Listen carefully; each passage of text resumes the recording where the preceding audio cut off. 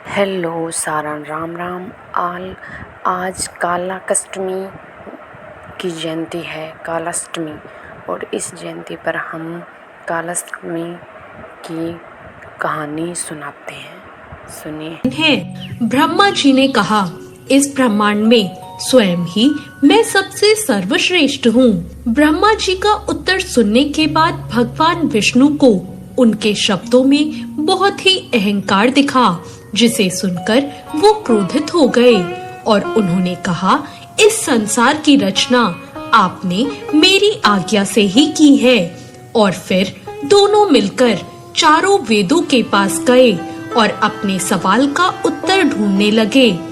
सबसे पहले वे ऋग्वेद के पास पहुँचे और उन्होंने ऋग्वेद से प्रश्न किया कि इस ब्रह्मांड में सर्वश्रेष्ठ कौन है।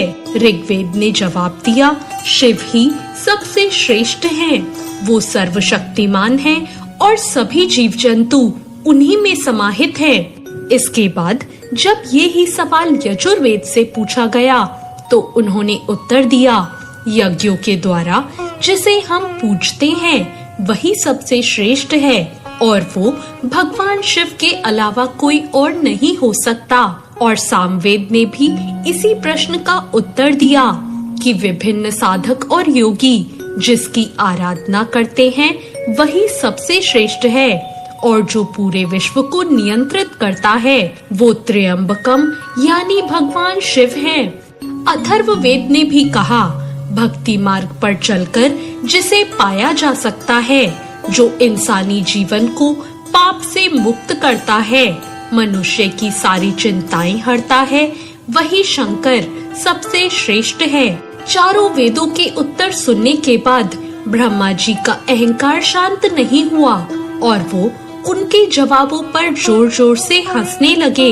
इतने में ही वहाँ दिव्य प्रकाश के रूप में महादेव आ पहुँचे।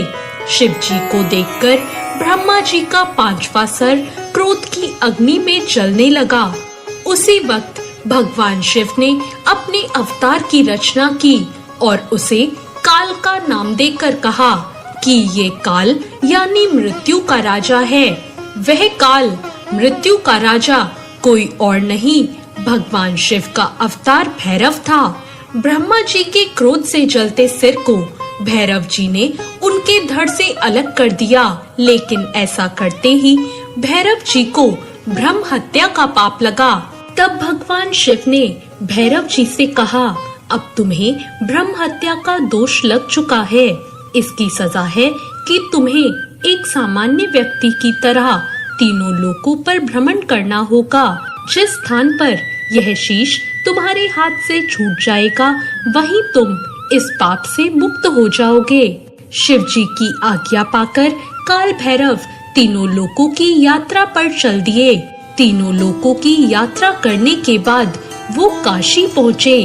काशी भगवान शिव की नगरी है, जहाँ वह बाबा विश्वनाथ के रूप में राजा के तौर पर पूजे जाते हैं। यहाँ गंगा के तट पर पहुँचते ही भैरव बाबा के हाथ से ब्रह्मा जी का शीश अलग हो गया और भैरव बाबा को ब्रह्म हत्या के पाप से मुक्ति मिल गई।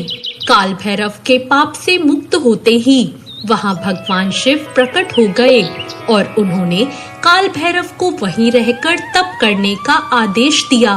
भगवान शिव ने काल भैरव को आशीर्वाद दिया कि तुम इस नगर के कोतवाल कहलाओगे और इसी रूप में यहाँ युगों युगों तक तुम्हारी पूजा होगी।